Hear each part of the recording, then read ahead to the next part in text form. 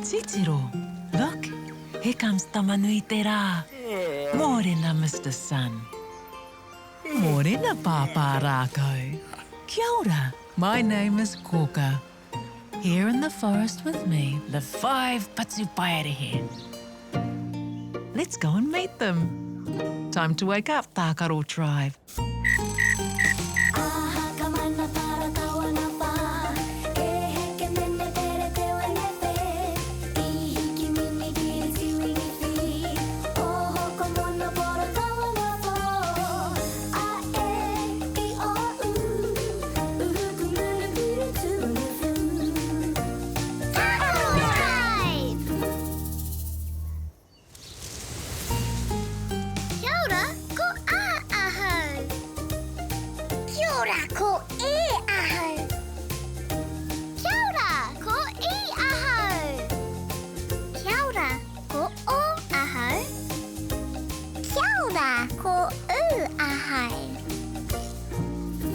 Kia ora, Tākaro Tribe. Kia ora, Kōkā. Shall we go and see who has come to visit us today? Aye! He ruru. He ruru. Yes, it's the ruru. Look at its eyes. Are they nui, large, or iti, small? Nui. Large. Ka pai, Tākaro Tribe. Ruru has big, round eyes. Ruru are night birds. Their call, kōkā, is heard at night. They have large, round eyes so they can see in the dark. They also have very good hearing, and they like to kanikani, dance. Oh, yay! Kuarite mai koutou? Aye! E tū tamariki mā. Are you ready to kanikani, dance, and waiata? Sing with us? Me kanikani, me waiata. Yay! Matike, maranga, te tai o moena e hoa mā. Matike, maranga, me tina tatata ki te kori kori tinana. Tuatahi, wirihia o ringa.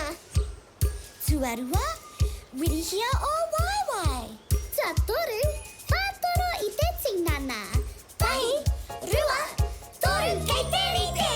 Tātaka peke peke paku paku e. Taika o matino te rawa e. Are whana whiua to i huroa e. Paia! Watutuki i a koe. Matike, maranga, ko te ao kei te kapu o tō ringa. Matike, maranga. Kia pai tō rā e hoa mā? Matike, maranga!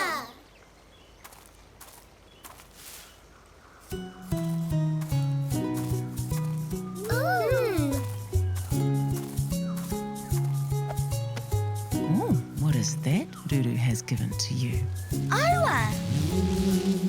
Tākaro Tribe. That's Pāpā Rākau calling you. I'm sure he'll be able to tell you what Ruru gave you. Haere rā, off you go.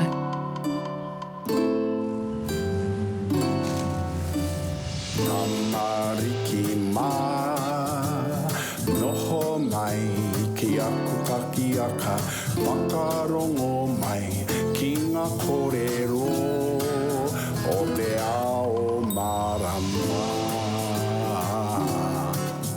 Aue.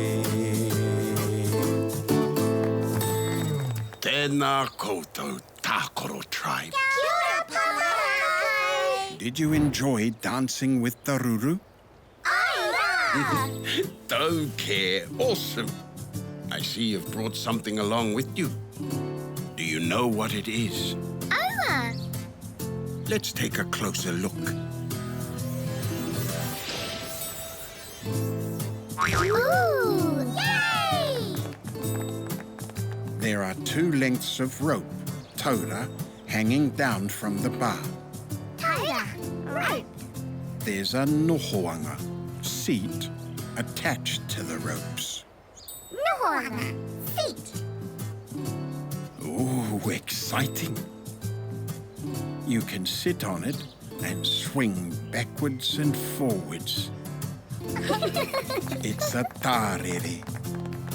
Tārere. Tārere are fun. I'm sure you'll find one at a playground, Pāpā Tākaro, nearby. Pāpā Tākaro. Playground. Tokē, awesome. It's time for us to visit some friends. He kikorangi. That's my colour. He porowhita kikorangi.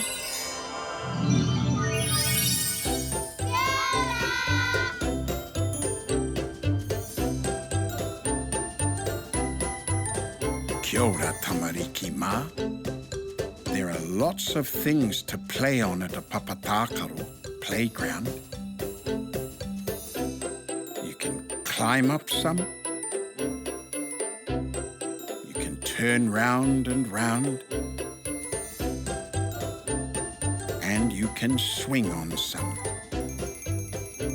Tārere. Swing. Backwards and forwards. Noho ana. Have fun.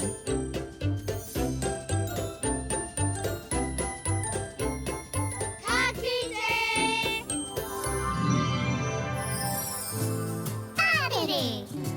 This is the letter T. Shall we learn how to write the letter T? Ai. T. We begin with a straight line down in the middle. And then we go back up. Then a line across the top. Kapai. Let's do it again. Straight down the middle. Then a line across the top. T. Yay! Tokē. Awesome. I hear Kōkā calling you. Time for you all to visit Kōkā. See you next time.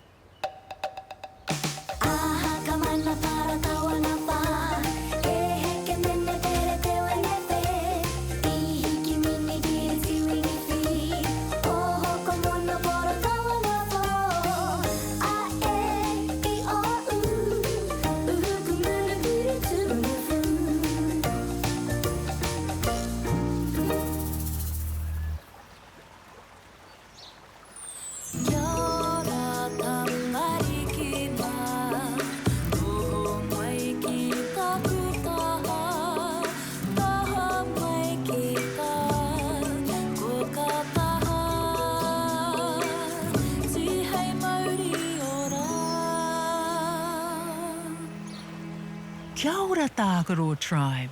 Kia ora, Kōkā. What did you learn about today? Tārere. Tārere. Let's learn to spell it. Do you think we need a T? Ai.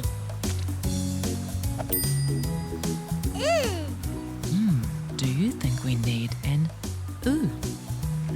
Cow.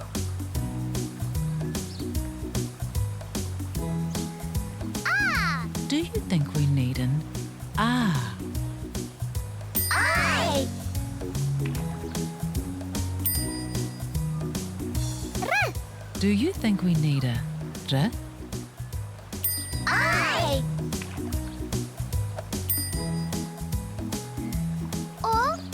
Do you think we need an O? Cow. E. Do we need an E? Need an E? I. R. What about another R? I.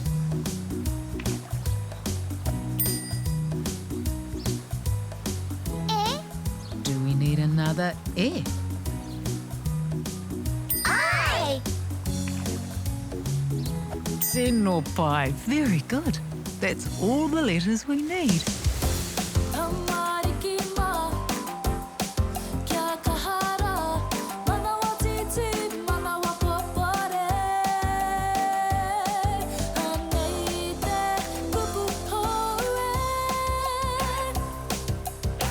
Let's all say the word together, and then you can try and spell it. Tarere. What's the first letter of the word? Tārere. Tarere. T. Tino pai. There. Now try sounding out the word Tārere. Ta. Re. That's right. See if you can find the letters for those sounds.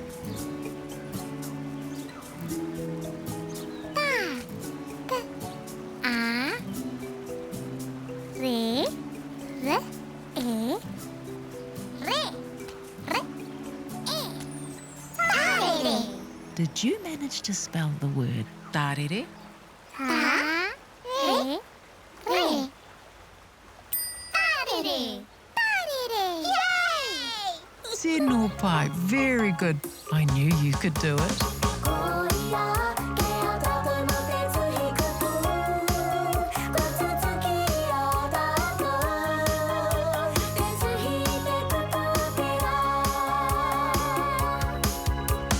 Tarere are great fun.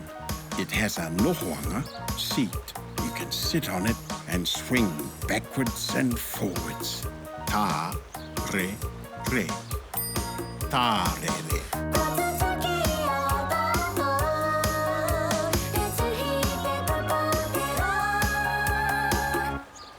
What a fun day, Tākaro Tribe. Time to say goodnight. Pō Māori, good night, Tākaro Tribe. Horoia tō mata, parai he hia o niho, kuhuna o kakamoe pō Māori e kuhu ki te moinga, takoto iho ki rā.